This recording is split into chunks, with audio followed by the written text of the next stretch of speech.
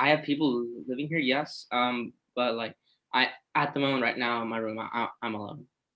Yeah, no, all I'm concerned about is if you had an accident, there is somebody else in the house. That's what I'm saying. Yes. Yeah. Same with you, Amy. Yeah. Yeah, and Eamon and Zam. Yeah, lovely, good. Okay, we're just conscious if any did have an accident, there are people in the house with you. That's fine. Yeah, no, I think I think there's definitely a reluctance in calling for the let, and I think I think there's situations where certain players will call for lets all the time. They've got no chance of getting them. There's certain situations, and I think we probably tend to be a little bit more down that line where we should call for the let and we don't, and we carry on playing, and it runs against you. So I think it's getting the balance right, and hopefully the videos that Steve shows will give you a slightly more clearer view of when you think it should be a stroke. I always think that if you can play the ball and you're not endangering your opponent, I would play the ball personally. I don't like seeing the game stop and start, sort of let ball. But if you think you can't swing and somebody's in your line of fire to the front wall, then you call for the let. But the pro game has changed considerably over the last sort of year or so. They very, very seldom give lets now. It's going to be a stroke or no let. They want the game to be a little bit more continuous, and I think I sort of agree with that as well. But I think you just got to be aware that that's a stroke. That is my shot. I'm not changing my swing because somebody's away. That's a stroke. If you can play it and that doesn't happen, then I would play the ball. So hopefully the videos that Steve shows, we might by the end of the session have a slightly clearer view of what we're looking for. Are we working on the same principle, Steve? The three sort of blocks: the physical, the ghosting, the physical, the ghosting. Is that how we're? That's not actually how we're running it today, Mr. Carter. Okay, fine, pal. No worries. We've got a circuit. We've got another circuit, and we've got some squat movements. However, after a couple of circuits, why not throw in some of that movement stuff that we did? Okay, see how we go, shall we? Yeah, let's do that. Yeah, we've got enough material, haven't we? Just got a message from Sharon saying that Jarjan's trying to get in and he can't get in through the link. Right. Which is unfortunate. So hopefully he'll come in at some point. Okay, guys. So here he is. Admit him into the group. Great. Okay, let's click on view, gallery view. All right, and we'll get started. Okay. We're going to start with some warm-ups, guys. So get into the space that you have. We're going to start with a gentle jog on the spot. Welcome, Arjun. Can I swap cameras, Carts? 1 sec. Okay, pal.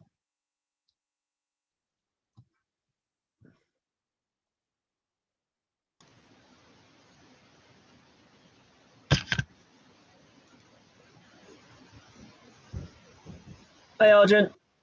Hi, Paul. How you doing, buddy? I'm good. How are you? Yeah, good man. Good man. How's your knee? I think it's better. So yeah. Okay, well, go easy, eh? Yeah, I will. Yeah, we've just done a little introduction. We're gonna do the normal sort of circuits and that, and then at the end we're going to look at some videos on lets and strokes. Yeah. Okay. And we were just saying that I think a lot of players, particularly in Middlesex, don't know when to call for the let or when to call for the stroke. So hopefully by the end of the session we might be a little bit clearer. So that's basically that's all you've missed really. Got it. Some heel okay. flicks, guys. I mean, just jogging on the spot to get warm. And some heel flicks.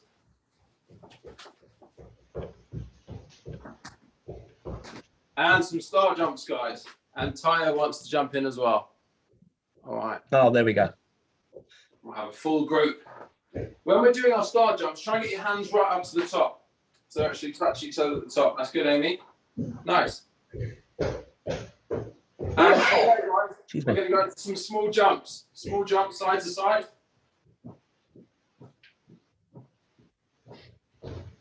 And small jumps forwards and backwards. And some twisty jumps.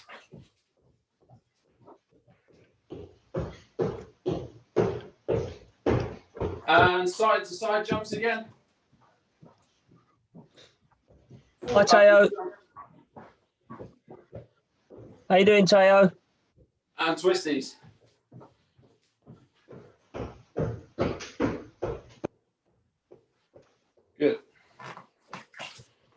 Okay. What else do we need? Teo, put yourself off mic or put it on so you can speak. Are you okay? Yep. Yeah. You're not in the house on your own, are you? Nope. No. Good. Okay. Just checking all's okay. That's good. Okay, guys, we're going to do 6 step burpees just to finish our warm up. So squat down, step, reach forwards and reach above your head. Step burpees and reach above your head. 6 of those. Bit of Tabata today, Carts. Oh, that was it. Yeah. Sorry. Yeah. Yeah. Yeah. Tabata. Dr. Tabata. Was he Japanese? Was he or? I believe he was. Yeah. So they've created some of the best systems, the Japanese. Kaizen. Yeah. Lean Six Sigma, the Toyota model of manufacturing. Okay. So, bit of footwork. Yeah. Bit of footwork, and then we'll go into our first circuit of Tabata. So we're going to go for a lateral movement, 1, 2, 3 to the sides, nice and relaxed. Try and relax your upper body. 1, 2, 3, 1, 2, 3, 1, 2, 3.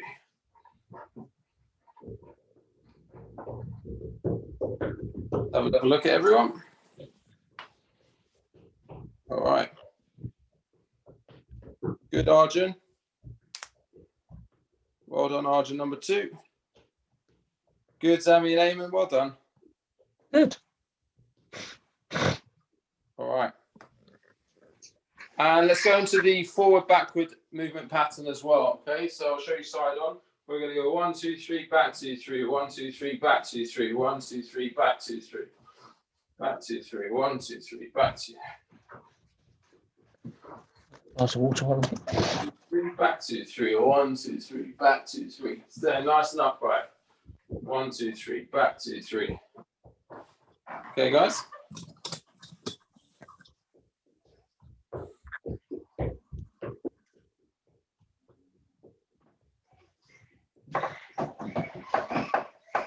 And swap sides, guys. Swap sides.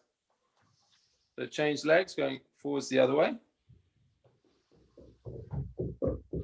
Great.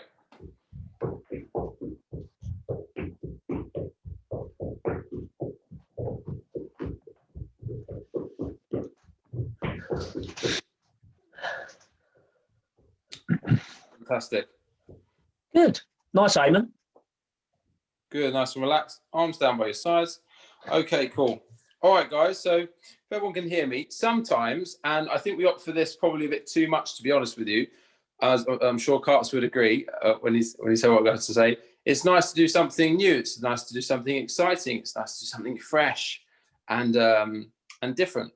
At other times, it's good just to pick something simple and really run with it. And that's what we're doing today. Okay, so we're going to do some Tabata workouts that we're going to just push through with some really basic exercises, but the aim is to really get your heart rate up and try and increase your fitness. So the circuit that we're going to do to start with is just 4 basic exercises.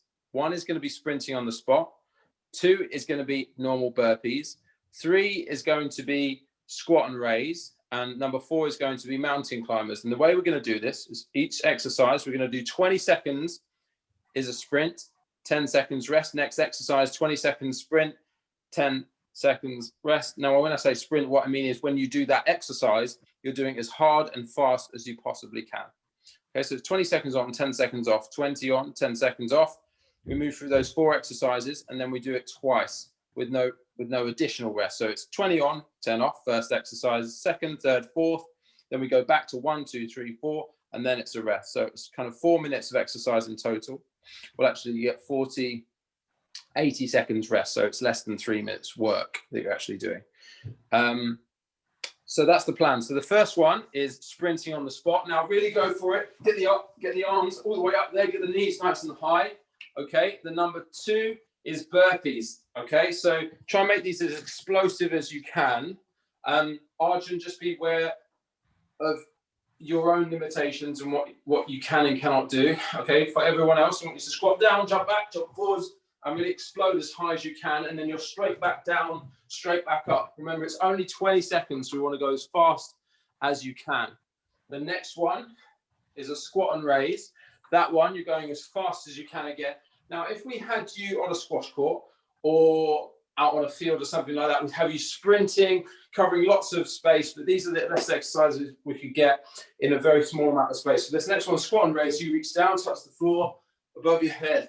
We're doing as many of those as you can in those 20 seconds, then a 10-second rest period. And the last one is mountain climbers down to the floor.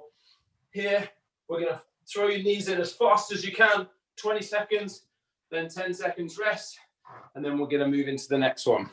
Do we have any questions about those exercises? Sorry, Steve. So you got 20 on, 10 off. You do that twice or just the once? Sorry.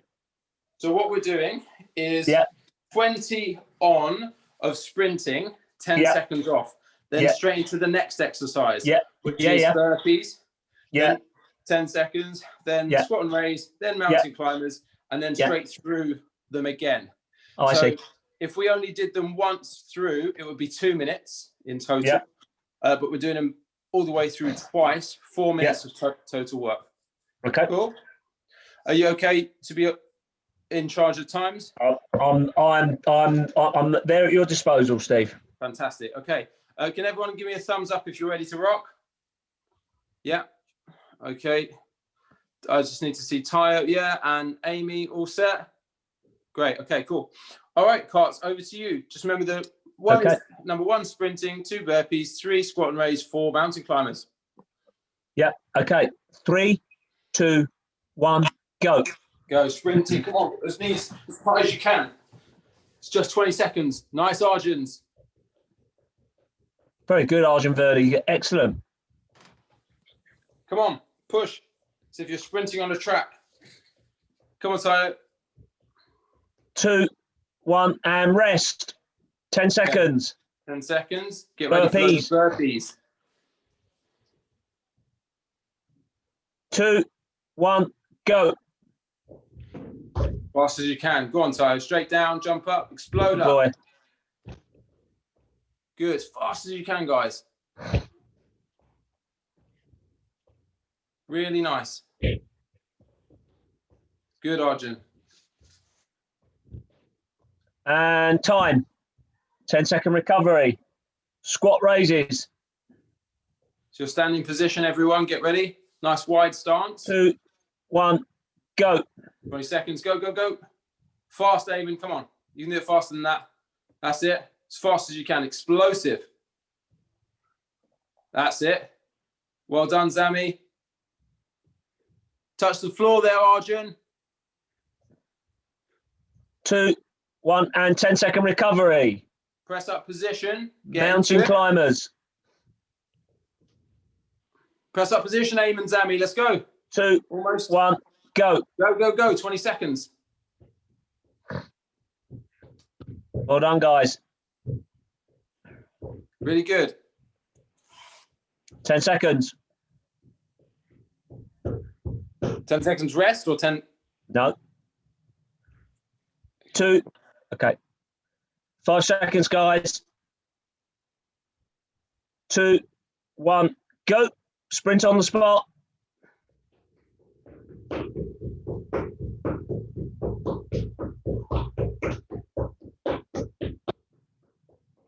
Ten seconds. Well done. 5 seconds. 2, 1, and 10-second recovery. Into your burpees.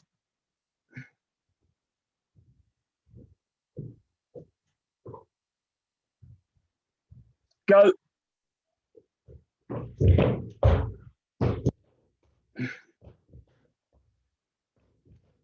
Well done, everyone. Well done, Amy. Well done, Sam. Well done, Eamon. 2, and 10-second recovery. Well done. Well done, Eamon. Into your squat raises. 2, 1, go. You getting through, Steve?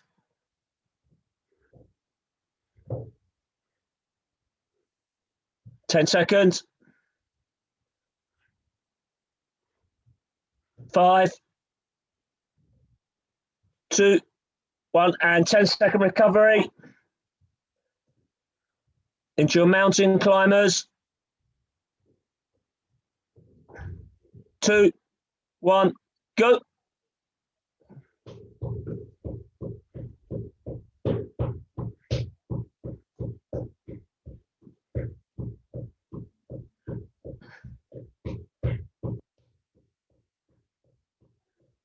Well done, everyone. Superb. 2, 1, and take a minute and a half. Well done. Well done, everyone. Superb.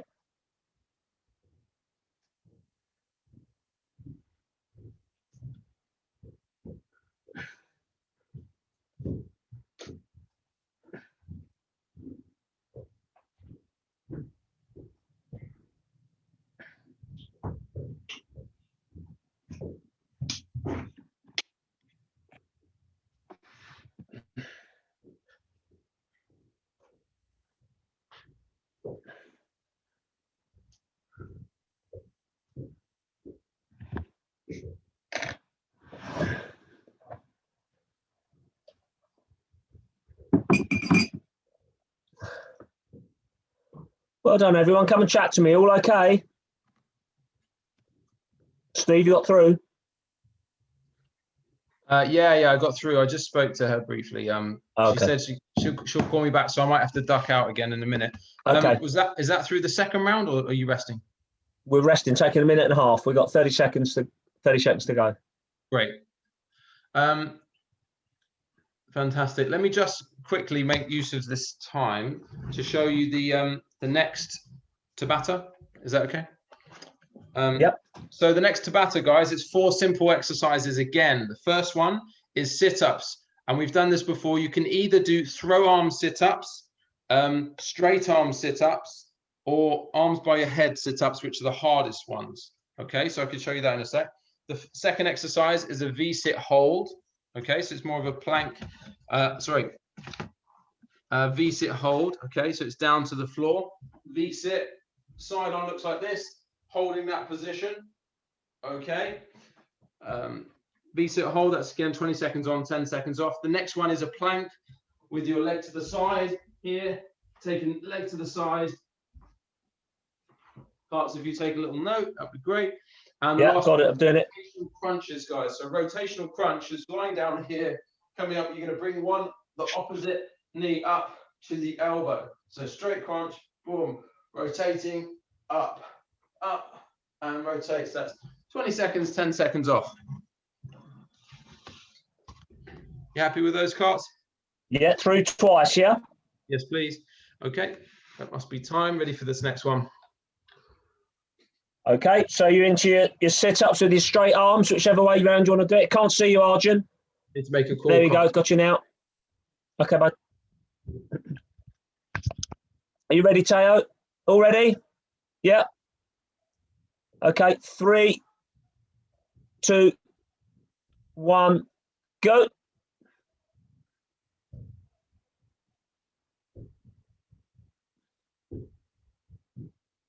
Well done, everyone. Well done, Teo. Good. Well done, Zam. Well done, Eamon.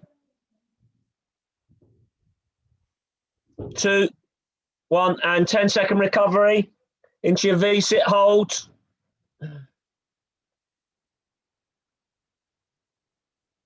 2, 1, go.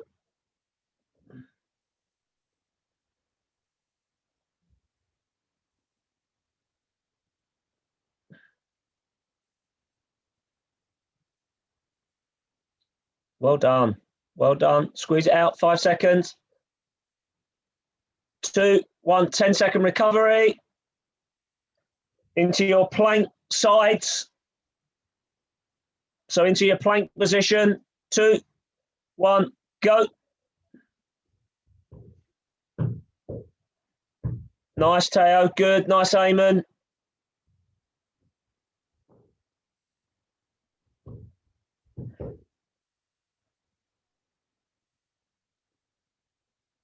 Two, 1, and 10-second recovery. Into your crunch opposite leg. So you come up one leg, come up the other leg. 2, 1, go.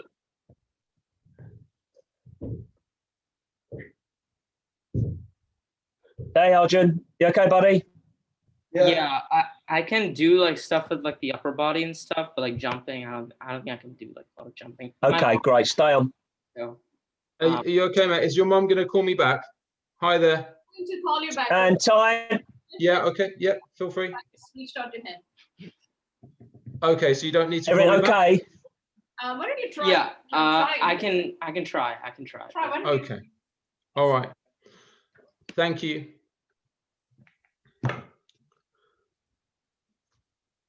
That's once round, Steve.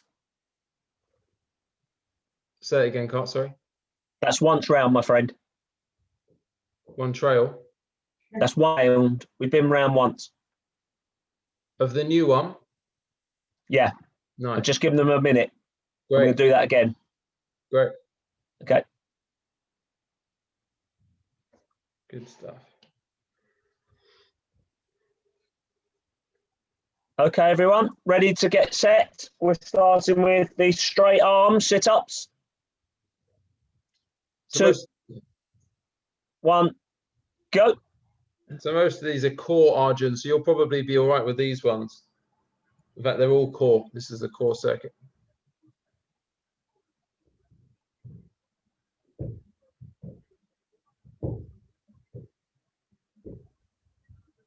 Okay. 2, 1, 10-second recovery. Well done. Good. Well done, Amy. Excellent. Into your V-sit hold.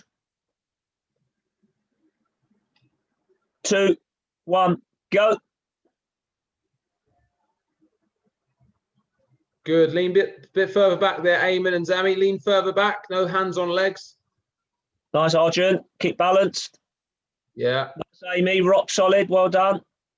really good. 2, 1, and 10-second recovery. Into your plank with your legs each side. Go easy on this one, Arjun. Number 2. 2, 1, go.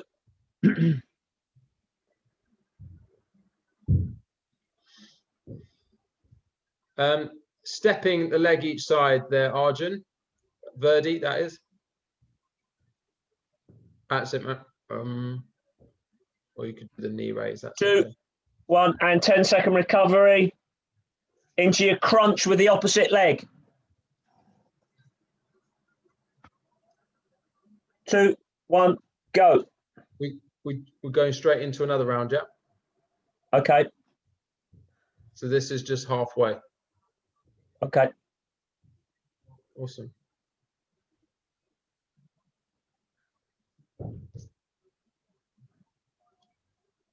And time. 10-second recovery. 10 seconds, then into the sit-ups, guys. You're on it now, Steve, yeah? Yeah, I can be on the timer, shall I? 2, 1, go. Into your sit-ups.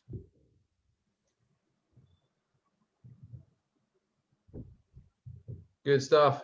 I think I Remember messed the up. I harder think ones? I gave them too long a rest after the first set. Oh, after the first set. Yeah, I thought Yeah. so. I thought it was a bit quick. No worries. That's cool. 2, 1, and rest. Well done. V-sit holds.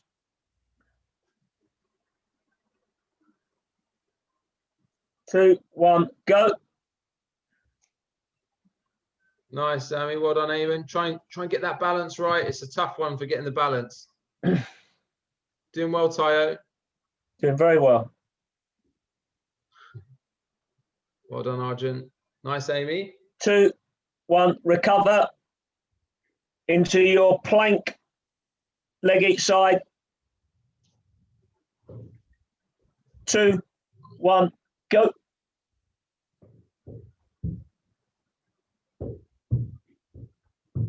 Good, Eamon. Good. Halfway.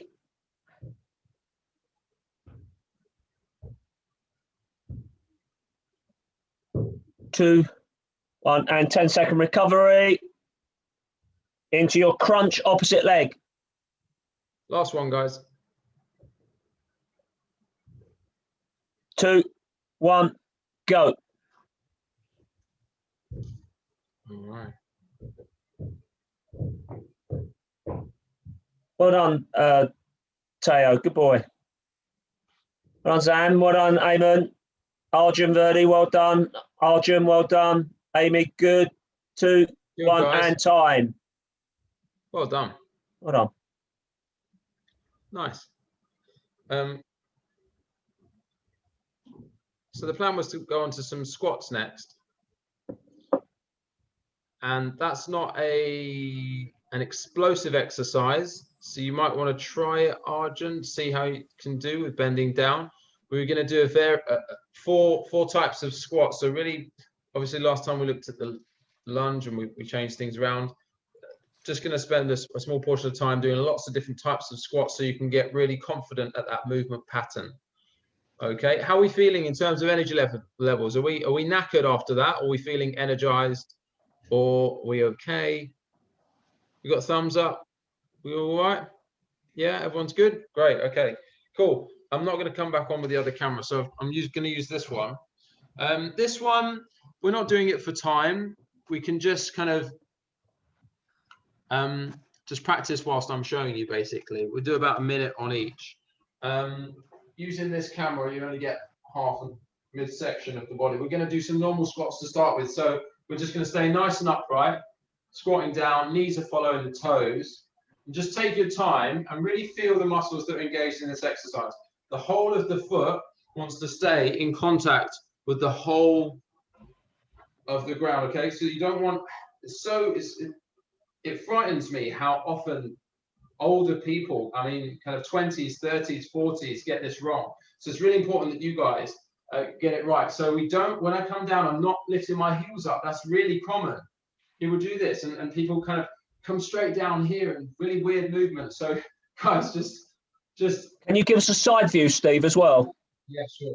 Yeah, sure. Because it just see your back keeping nice and straight.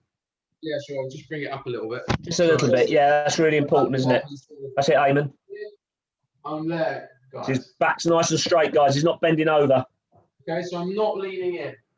I'm not doing this. I'm not collapsing. It's a nice controlled movement, okay? Shoulders are up. I'm looking straight ahead, guys, when I'm squatting.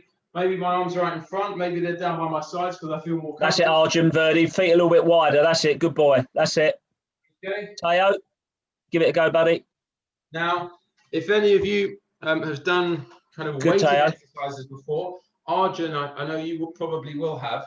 In fact, I think that might have been how you injured yourself recently.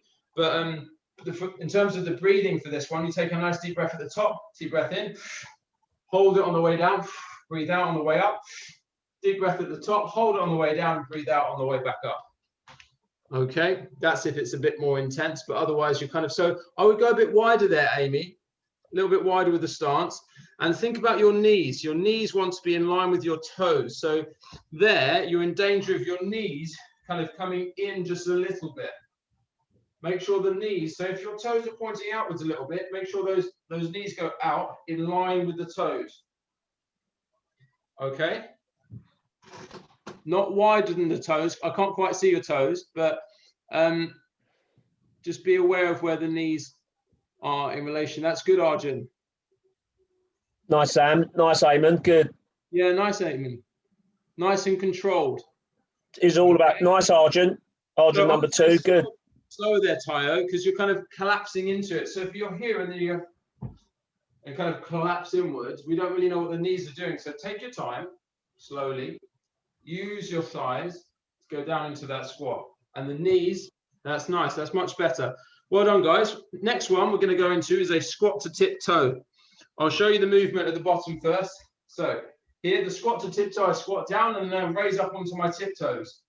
I squat down and then at the top, I raise up onto the tiptoes. I'll show you what my upper body's doing. So I'm here, I squat down, then I raise up onto the tiptoes. Down, raise up onto the tiptoes. This increases the range a little bit.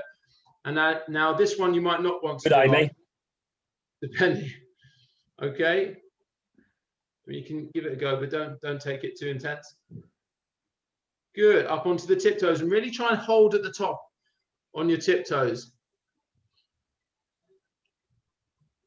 Good. Is that good for the calves as well, Steve? It's great for the calves. Yes, it's an extra little extension. It's basically the last little part is calf raises, isn't it? Which a lot of people have to do individually. Yeah, nice. I find the movement works more smoothly if I start with my arms in this position. If I squat down and then as I come up, my hands come down. Just, I don't know, it just makes me feel like. Oh, that's good, Arjun Verdi. Yeah, good. Rising up, yeah, that's nice. Good. Mind yourself, Sam. Good stuff. All right. Next one. Squat and rotation. So this next one, I'm gonna squat down here. As I come up, I'm gonna rotate round. My upper body rotates round here. I'll show you now what my upper body is doing. So my lower body rotates here. My upper body rotates round. I'm coming up onto the tiptoe or round on one toe as I rotate here, and then I come back to the normal squat. And as I come up, I'm rotating round to the other side. Let's give that a go, everyone. A few squat to tiptoes. Sorry, not squat to tiptoes, squat and rotation. And rotate the upper body. Yeah, nice. So have your arms out there. So really try and get a 90-degree turn with your upper body. Yeah, that's nice, Tayo. And then take that heel off the floor of the opposite foot. That's nice. Yeah, good, Tayo. Good, Arjun. See that, Amy? Down. I think that the legs are a bit close together there, Amy. I think a slightly wider stance would be better, but try not to lean forwards. Can you show me side on, please, Amy? Yeah, good. That's it. Yeah, well done. Good, guys. The last one, bit of a cardio exercise, but a bit more explosive. It's a type of squat. This one's optional if you're having some issues at the moment. So we start here, jump out into that good quality squat and then jump back in. Out into the good quality squat, just a little small time in the center and then all the way down. Now, really try and get all the way down to the lowest point in your squat that is able or you're capable of. Arjun, I perhaps wouldn't do this one if you're still worried about your ankle, mate. Maybe go into a few more normal squats. Okay, good. Again, think about range. What are these called, Steve? Squat drops. I've called these frog squats. Frog. I've changed the name only on Saturday because I did this with a family, and the mum just like she'd never joined in before, and the mum was like, "What? So like a frog?" So I was like, "Whoa, yeah, are you okay? Like a frog, if that helps." I was like, "Box squats," because I normally call them like box squats, and she's like you mean? You're doing well there, Arjun Verdi. That was good, buddy. When you're in that position, you do look like a frog, so that's fair enough. Good, guys. Stop there. Nice. How are our energy levels? Let's say one is you've got only 10% left to give. If you're still on a 7, then you've got lots left to give. Can I have a little number? Tayo? 6. Still got 6 left. See, at this stage, we wouldn't expect that really. So we're going to have to ramp it up again. Amy? 5. Arjun in the middle. Arjun 2. 4. 3.5. 3.5. Arjun Verdi. I got 5. 5. Okay, Eamon.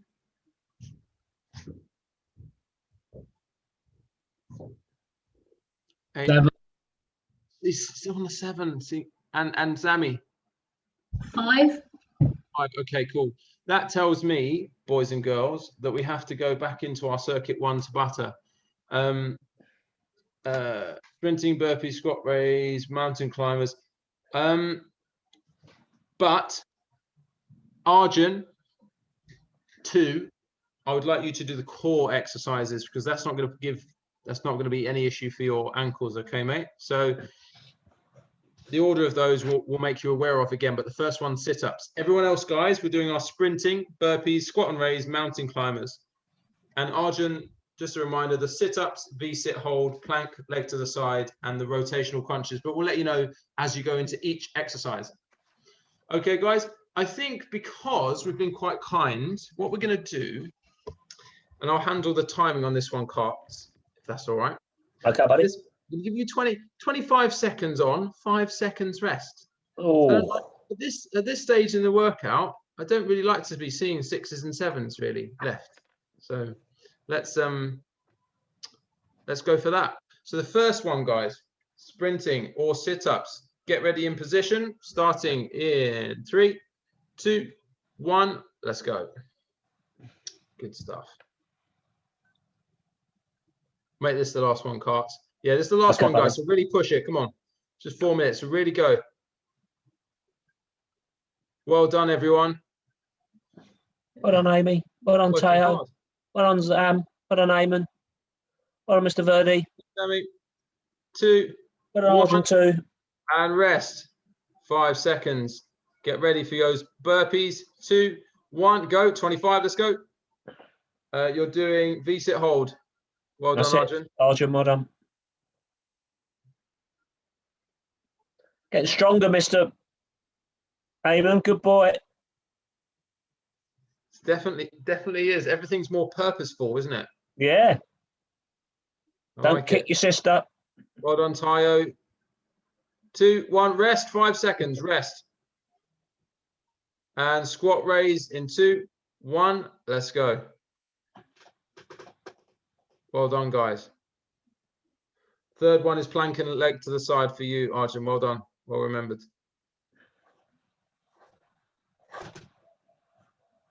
Very nice. Very nice. Remember, it's the last circuit, guys. You're doing really well. Really good. Focus on that good quality squat and rest. And into the mountain climbers in 2, 1. Arjun, rotational crunches. Go.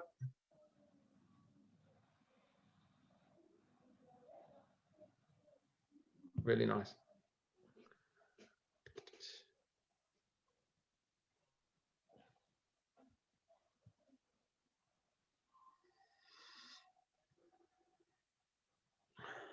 Three, 2, 1, and rest. Okay, halfway through, get ready for sprinting. In 3, 2, 1, go. Sit-ups for you, Arjun. Go, go, go, go, go. Last little bit, guys. Last 2 minutes of exercise. Well done.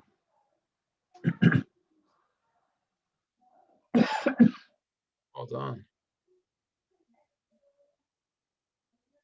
Go on, Eamon. 5 seconds. 3. Good boy, Eamon. Well done. And rest. Okay, next one for you is the V-sit hold, Arjun. 2, 1, and burpees, everyone. Let's go. 25 seconds.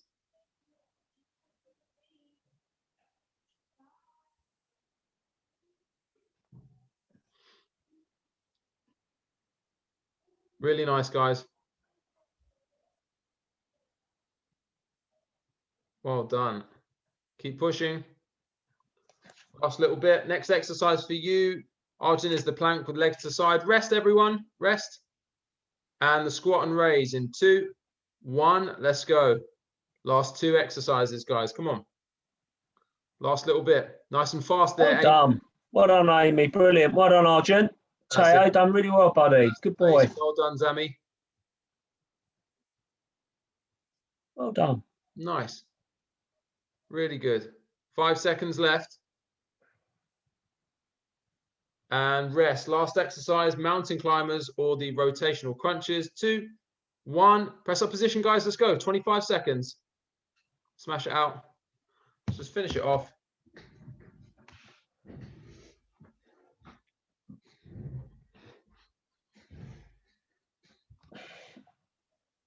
Do you just want to give them the why do the Tabata again, Steve? The why? Yeah. Sure.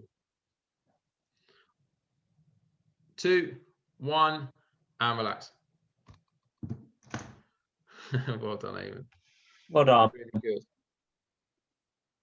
So just stop there, guys. Really good. Take yourselves off of mute. Yeah, take yourselves off mute. First of all, how do you guys feel after you've just done that? Maybe Arjun Verdi, how do you feel after you've done one of those and worked really hard? Pretty tired. Really good, yeah. Pretty tired, good. Eamon, how do you feel after that? Sorry? Okay. Okay, cool. Good. But the aim, the plan, the whole idea of doing this type of exercise is to get you to really peak your heart rate and to push you really, really hard and give you a small amount of rest, and then recovery, and then move on to a slightly different exercise. This comes from a kind of very old method of training, but it's very new at the same time, because we lots of high intensity interval training is what this is. It's a short burst of exercise followed by a short burst of rest, or a bigger burst of exercise by a short burst of rest.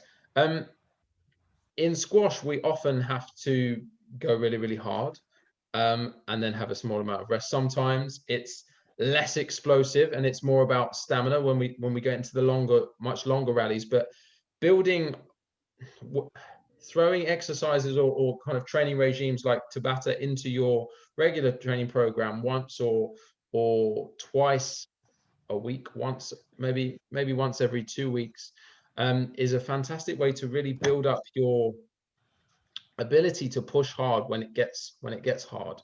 If you look at the training programs that I know Nick Matthews doing loads of stuff with England squash, and he'll talk to you about what's the word that he used to, it was like a scrambler workout that he used to do, just go crazy on these just body weight exercises. The rumble yeah, circuit, yeah. The rumble circuit. He's like loads and loads of really intense, but just body weight exercises. These aren't loads of heavy weighted exercises, but they really prepare your body for those squash specific scenarios that come up when you really need to keep pushing later in a game or later in a match. And I think we've had a lot of time to have a lot of commentary from lots of professionals. We've had fantastic, like unprecedented access to them over this period, and especially the one with Laura and Masara, like it's just fitness. It just comes up time and time again, and the confidence that you will have, and that you'll be able to lean back on, that will back up every other part of your game if you increase your fitness and if you get stronger and are able to withstand that kind of physical exertion. So well done. There's method behind feeling a little bit tired or extremely tired. Well done. So what we're going to do now is you can relax for a bit, have a sip of water. What we're going to do is we're going to go through, I'm just going to show you, we could sit here and explain the rules. I actually prepared, I've got 2 PDFs. I was going to send you guys the full rules of squash, which you may or may not ever look at. And it was a very long PDF, and there's also a really good presentation that I might send to you guys via email anyway. But we could just tell you exactly what the rules are, tell you what a let is, tell you what a stroke is, and you guys already know what those things are. But there's a nice little visual representation we're just going to show you now, and then we're going to maybe talk about it, some of the scenarios that you might have come up regularly where someone gets in your way, and what is the best thing for you guys to do. I'm sure Paul will be able to give you better insight onto that and how to take advantage of those situations when they occur than I can. And then we're going to watch a bit of squash where there was a lot. It's a very recent game between Mohamed El-Shorbagy and Ali Farag, end of 2019, or British Open final 2019, where there was lots of lets and strokes. So let me just go into those videos now. Let me share screen. So the first one is going to be looking at no lets. Okay, let me just optimize my screen. No lets. Boom. Well, this clip is a great example of a situation that you'll actually see a lot in both the professional game and the amateur game. And what Gaultier's done in the middle of the court on the volley is he's just had options and he's held. So I mean, it's world-class play from a world-class player, but Gaultier is up in position, he's held, and it's meant that Mohamed El-Shorbagy has had to really push up the court, and he's having to cover the short ball as well as the long ball. And what that does is it pretty much wrong foots himself, because Gaultier's held, Shorbagy pushes so far up the court that actually by the time the drive comes, he has to go up and round and back. Now, quite often you hear people say, but he's messed himself up, he's created his own interference there and things like that. But actually, if you look at the rules, you can be wrong-footed and you can go the wrong way, but as long as you can prove that you can still go and get the ball, a referee will still give you a yes let or a let ball for that situation. So what you need to look at there in this situation is the quality of Gaultier's play and the quality of Gaultier's ball, because he's pulled Shorbagy up and round, and then actually the quality of the shot is a winning shot into the back corner. So very impressive from Gaultier. It is a no-let. It's a no-let because it's a winning shot. And Mohamed El Shorbagy, he committed up and then couldn't recover and get the ball. So in that scenario, perfect example of a no-let. You will see this happening in the amateur game. If someone does go the wrong way and they prove that they can recover and it looks like they can get the ball, they can still be awarded a let. But if it's like this in this situation where you go too far the wrong way, no chance of recovery, then no let is the best decision. It's a great call. Okay. Can we move swiftly into the next one?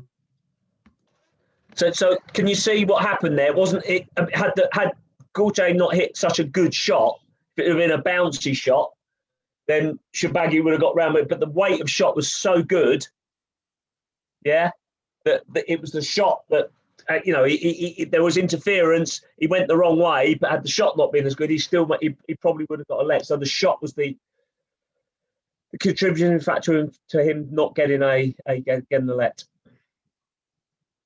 Does that make sense to everyone, guys, or do you have any questions? Makes sense, yeah. Awesome. Okay. Next one's a stroke. Move on to that.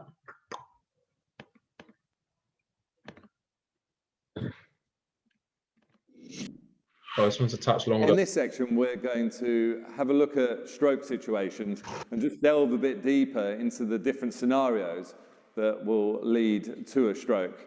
Now, as with lets and no lets, you've got to consider the 4 different areas. You've got to consider swing interference, you've got to consider front wall interference, there's the direct access issue, and then basic interference. Now, I'm going to get Jethro in to demonstrate as we talk through the different scenarios. And we're going to start by looking at a bit of front wall interference. So if you want to come in, Jethro. So what we're going to imagine is that Jethro's in the front corner and he's opted, and we see this a lot in the professional game, he's opted to hit a ball more down the middle of the court. Now, for me, as a left-hander, it's probably a bad option for Jethro to do that on this side anyway, because it's easier to recover. But I would naturally be looking probably for a volley on this side. But if I can get ready and recover and be ready in time for the ball to come to me and have my hit ready, then Jethro is he's stopping me from being able to hit a straight drive in this situation, especially if his movement was bringing him this way. So that's one situation if he opts for that. The other thing is if Jethro is looking to play a straight drive and it's slightly loose and I read it and I get onto the ball here, immediately I can't play anything. I can't play a straight drive. I can't play a cross-court drive. The front wall, there's no option for me to get the ball onto the front wall. So that again would be a stroke for me in that situation. Now, the other thing we're going to talk about is swing interference. Now, a few situations with swing interference, I think you need to consider the backswing and you need to consider the follow-through. Now, in the past, I think front wall interference was often awarded, but actually it's probably more likely to be swing interference, because if Jethro is quite close to my shoulder, but I've got a ball here, I can hit that straight or cross court. Now, the one thing that's stopping me from hitting that ball is Jethro's position in relation to my follow-through. So if I line up and I hit, if I was to actually hit that, Jethro is in big trouble because I'm going to hit him quite hard with the racket with the follow-through. So there's no way a referee or Jethro would want me trying to hit that ball. So that would be a stroke for swing interference on the follow-through.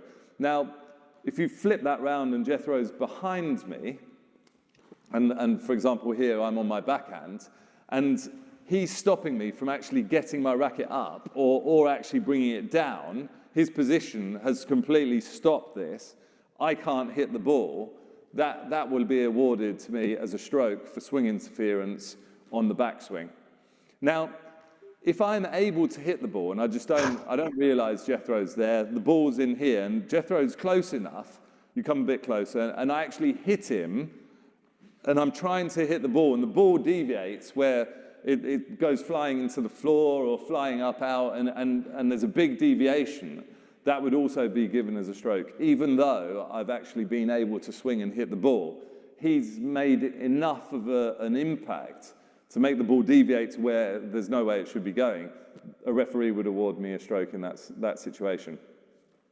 Now, we're also going to look at interference. So if Jethro was going into a front corner, for example, and playing a drop shot in that area, and for some reason couldn't clear it, so either maybe he was tired and didn't want to clear it, or he's played the shot and he's a bit off balance, and that stopped him from being able to clear it. And I've read the ball, and I'm coming in, and I can get to that ball, and the referee deems that I would make a good return, then the referee is going to award me a stroke. So in this situation, Jethro's in position where he's going to play a drop shot. He can't move out of that in time, and I'm already here. That is a stroke to me because I can't get through. I would get the ball. He's not cleared. My line is straight through him. Stroke awarded to me, to the striker. Now, I think that's enough.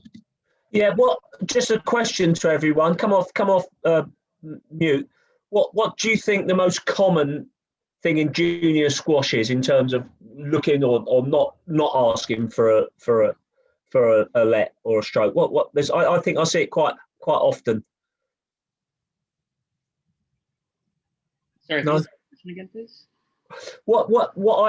I see situations arise in junior squash quite a lot that I think Lee's mentioned it there about the racket interference coming into the swing. So I think I see a lot of people not aware of where their opponent is. So they then try and play a ball, clip their opponent. I think that would be probably the big thing from this session, knowing where your opponent is. You know, if they're too close to you, don't play the shot. You know, you're not fishing for it. You're not trying to hook out and get a let. But if you feel as though your swing's going to get your swing is going to get interfered with, then that's what I see that happen a lot, Steve. That situation, a lack of awareness of where your opponent is. Yeah, it's massive. But that's that massively contributes to whether you're even going to ask for a let or you're going to be in the other person's way and all these sorts of things. Yeah. So it's really key. Last bit is just a quick short video. This is for the yes let, and then we'll watch some squash. This clip is a perfect. In this clip, it's a perfect example of how tough it can be to make a call in a situation. It's between Gawad and Rosner, and if it was slightly different, you could have any one of three calls in this situation. You've got Gawad playing a cross court, very, very wide, but it goes up onto the volley of Rosner. Rosner spots it early and steps in on the volley drop. Now, if the ball had stayed ever so slightly shorter from Rosner, it would have been a no-let straight away because he's read the ball, he's seen the cross court, he's onto it so early, he's popped the volley drop in, and if he'd got it slightly shorter, you'd probably guess that, or you'd go on the side of that being a no-let. Now, if the ball, amazingly enough, because Gawad knows the volley drop is coming in from Simon Rosner, if Gawad is onto the back of his opponent going through and the ball comes slightly deeper, then you've got a scenario where a referee will give a stroke. So all of a sudden, if the ball comes loose, then a stroke is awarded. Now, in this situation, Gawad's played the cross court, Rosner stepped onto the volley drop, and it's a good shot, but it's not a winner. It's not an outright winner. Rosner is stepping back towards the center of the court.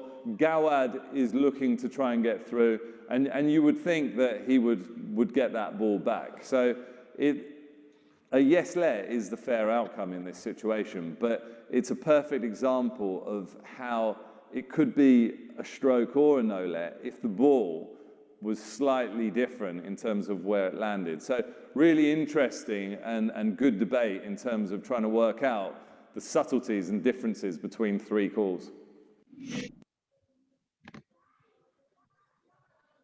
I quite like that one because it is difficult. You probably like if I was watching that one through my own refereeing eyes, and it's difficult to make this. It's not always clear, is it, at all? No. And it must be hard for you guys as well. Just I often think this and have these conversations with other coaches, but with you guys, when you're expected to mark and you've got like someone, you got your own parent or the parent of the guy who's on your team watching saying something, and someone else in your ear saying something else, it must be a lot of pressure to make these decisions, right? Can't say anything to add there. Yeah, I think that is, that you see, and you see, we've been fortunate to see it over and over again, and then you can actually form the decision. But when it's instant, it's very difficult to mark. Very difficult. I can remember when the first time I had to referee when I was about 13, 14 years of age. Absolutely had an absolute shocker. To keep the score and then make a decision. It's like yeah, exactly. Right, so I'm going to put this this little bit of squash on for the end. We'll watch one game. Anyone want to say anything at all? Anyone? Is that helpful? Yeah. Is it helpful? Good. All right. So this last little bit is, I thought I'd go, where are we? 1 second. So I think, here we go. The score is 2-1 to Mohamed El Shabaghi against Farag in the final. So we'll see what comes up here. Farag has got a mountain to climb if he's going to get back into this. Level.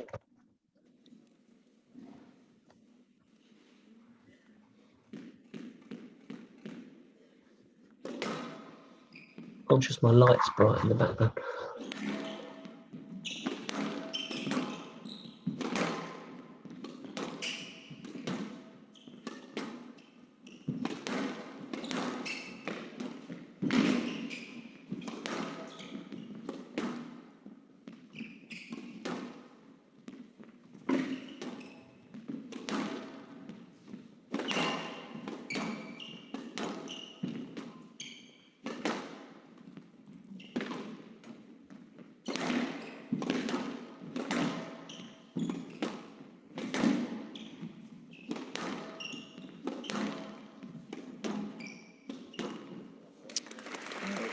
Very solid, really sending a message out to his opponent, Shabaghi. One love. Extending the rallies and then the finishing backhand volley drop. Good position to play.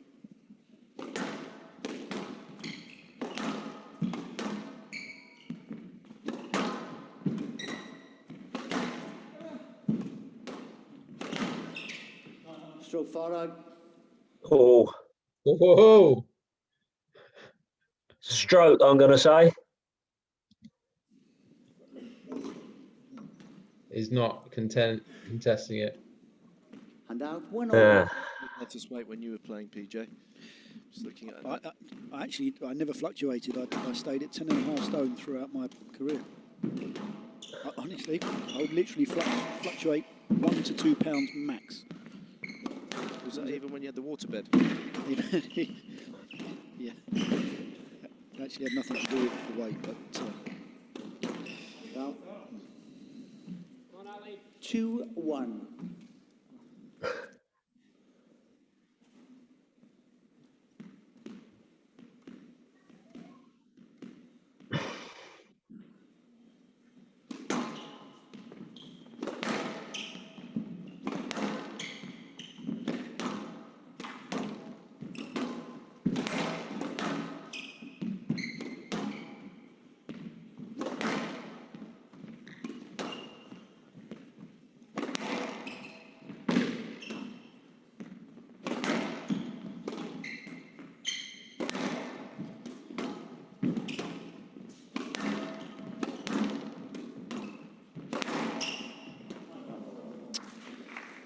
Farag, Sorry, at his level, a little bit. 2-all.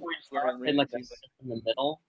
Why would he do that? Like, wouldn't he be at a disadvantage immediately, like, starting the point? Sorry, Arjun. Say that again. Yeah. So like in the beginning of the point, Farag played a serve in the middle. I was Yes. just why someone would do that if he's starting at a disadvantage early on the point because his shot's in the middle. Anyone want to answer that? Yeah, like it tries to catch them off guard. Because like if they're expecting it on the side and you play that down the middle, then they'll get caught off guard and you can win an easy point like that. If they get flustered. Yeah. Yeah, I mean, I think that's absolutely right. I mean, I would always have a go-to serve, Arjun. I'd do that all the time. And then, you know, you're almost sort of presetting your opponent, right? I know, yeah, here goes Arjun. And then chuck something in. You might just get a response that gives you an opening. So, yeah, the element of surprise. I would always have a go-to, and I might do that 95% of the time. But at big points, I might just chuck a ball down the middle at the feet and just see if I could get an easier response. Okay, thank you.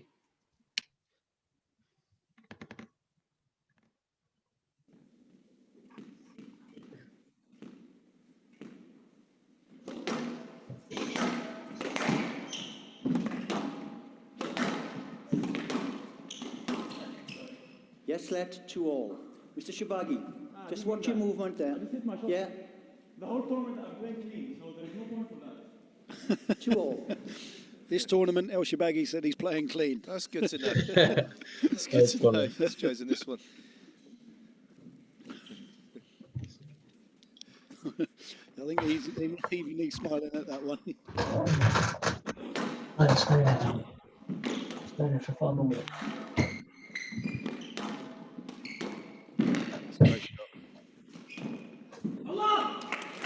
There was only one young money Farag. Could this be the new one rather than the 4? Possibly. Time will tell. Down 3-2. Too tired to do the 4.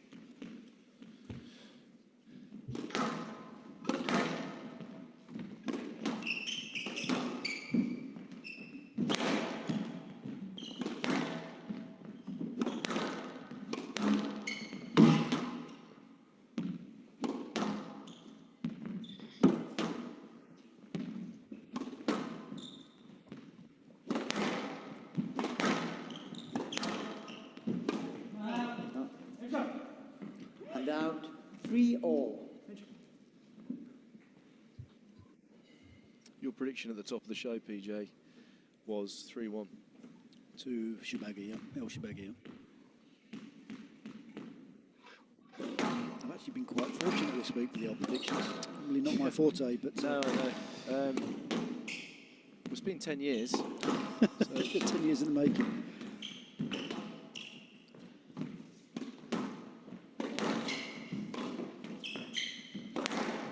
Yes, lad. 3-all. Oh, What do you think? Should have been stroke? it looked like it from where I was watching, but Yeah. I mean, I think I would have given the stroke on that. He didn't argue it though, did he? No, he didn't. What do you think, guys?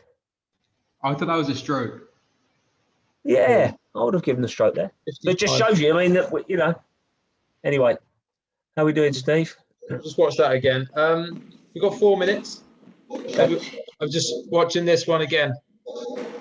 Yes, lad. He must have thought he was out. No.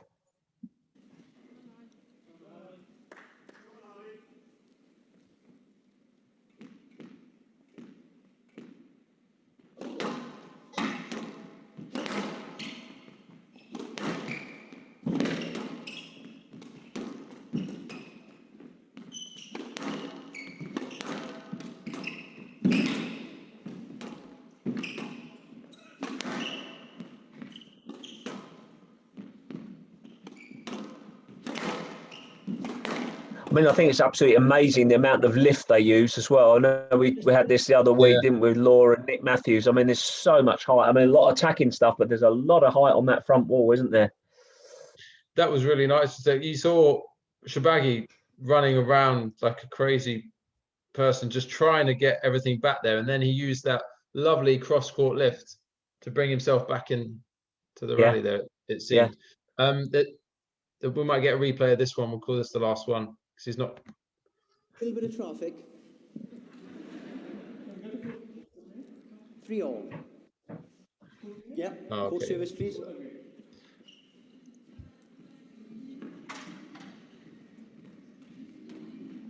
Isn't it about the court cleaning? Because from our sky view angle there, I can't really see any droplets there, PJ. I don't know if... So he wanted a no let there, but a let was given.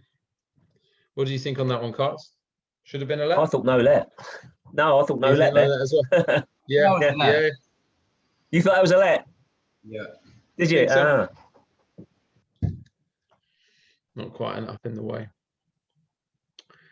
Are there any areas that you guys think that you definitely don't ask enough for?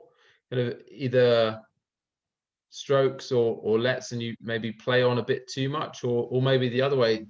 How would you categorize yourselves as players? Do you definitely ask for everything you should, and sometimes ask for stuff a bit too often? I think I do it a bit too much. Like, I could get a couple more strokes if I asked a bit more, because I tend to play on quite a lot. Yeah. Asking. Yeah. In general, I don't think that's a bad thing. I think that's what we want you to do, but not to your detriment, right? And it's a very fine line. Yeah. What about you? Other Arjun? I don't like. I don't think I like ask too much, but like sometimes like when I'm under like a lot of stress and all that, then I start asking a lot. It's been a pattern for a while. Tayo, how would you say your awareness is of your opponent in relation to lets and strokes? I probably could ask more. Yeah. Were some of those clips helpful for you? Just looking to your own understanding about when and the rules themselves, because sometimes it might feel like, well, I'm not quite sure, because there's so many small subtle differences, aren't there? What about Eamon and Mzami, guys? How would you categorize yourselves? I think I can ask a bit more in certain situations. Too polite, aren't we? We're too polite. Yeah, I think so. I think I could ask a lot more. Yeah. Yeah. So those clips have perhaps helped you realize that. Eamon? Amy? Yeah, same. I could probably ask. Yeah. I think we're all a little bit timid, aren't we, sometimes? Yeah. Good. You watch the pros there, and they're almost all the other way. Please, please. Yeah, But yeah, really well done, guys. I hope you enjoyed that session. I hope it was good physical aspects. I think the lets and strokes are very useful, although we don't look at them too often. And right now, it might seem like, well, why are we even looking at them? What's the point? Yeah. Play. But now's the time, I think, to really think about preparing yourself and kind of strengthening your abilities in other areas. So that's one we thought might be useful. Carts, any closing comments? No, I mean, you worked hard there physically. Is your ankle okay, Arjun? Yeah. Yeah, right. Good. Okay. You worked really hard there physically, and we try and come up with different ideas each week. We've done the commentary stuff. Steve's put a lot of time into getting those video clips. I hope they were useful for you, and I think it's something that when we do get back working as a group, at the club, then I think another visit that again, Steve. Yeah. Maybe Definitely. set one or two little scenarios up on court would be. Yeah, it'd be good. Good. Okay, guys. All right. Have a great evening. Have a great week. Take care, everyone. Yeah, take care. We'll see you next week. See you soon. Bye-bye. Right, bye-bye. See you. Well done. Well done, Steve. That's good, mate. Very good. Yeah, Still I thought it recording. was. Yeah.